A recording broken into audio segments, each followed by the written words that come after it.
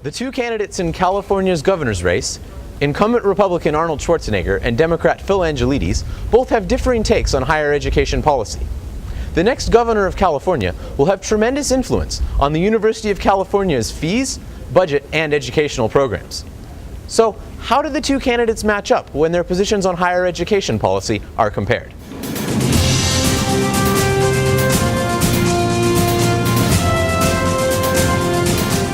Let's first look at the Republican incumbent, Governor Arnold Schwarzenegger. Schwarzenegger froze a planned 8% tuition increase for UC and CSU schools. He proposed increasing funding by $582 million.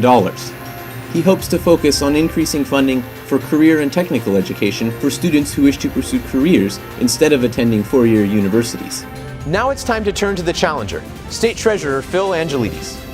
Angelides plans to increase the number of high school counselors to help students get into college. Angelides plans to cut the cost of a four-year education at the University of California. He plans to raise the income ceiling for Cal Grant eligibility. Cal Grants provide money to lower-income students to attend college. He plans to offer 10,000 more scholarships for science, math, or engineering. CalTV talked with Judge Hensley, a Berkeley student who is an intern for the Republican Party, and Scott Lucas, former president of the Cal Berkeley Democrats. What do you think of your candidate's plan for higher education in California? Governor Schwarzenegger is the only candidate in the race right now who has a coherent and thought-out plan for higher education. Under Governor Schwarzenegger, for the first time in our lifetimes, our public education system, all the way from K through our four universities, has been fully funded.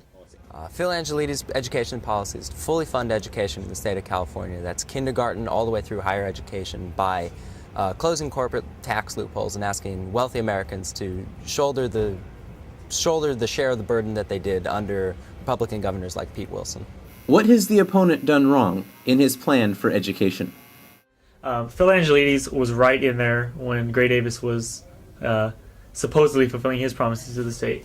And all Phil Angelides can do now is look at all of our problems from his treasurer's background. He wants to increase taxes by up to $10 billion during his first term just to try to fund education. This is the same governor who launched the special election last year called Nurses, Teachers, Firefighters, Special Interests, and decided to clean Sacramento of them. That's choice on one hand. On the other choice, we have Phil Angelides, who is a strong advocate for working Californians, for the average Californians, for Californians who believe in this state, believe that we can be competitive in the 21st century. I think it's an obvious choice. Why should a college student vote for your candidate? Because Phil Angelides supports the average college student, unlike the current incumbent. University students should support Schwarzenegger simply because he understands where we're coming from. We talked with Bruce Kane, director of the Institute of Governmental Studies at UC Berkeley, about the California governor's race. I think there is a fundamental difference in the approach between Phil Angelides and Arnold Schwarzenegger. Phil Angelides, I think, belongs to a more traditional approach to higher education, that it should be that fees should be kept capped and not rise too high, that access to the university system needs to be as wide as possible. Arnold Schwarzenegger, I think, takes a diametrically opposed approach. While he believes that higher education is very important, he's much more willing to allow fees to rise. Can we trust Schwarzenegger and Angelides to follow their plans?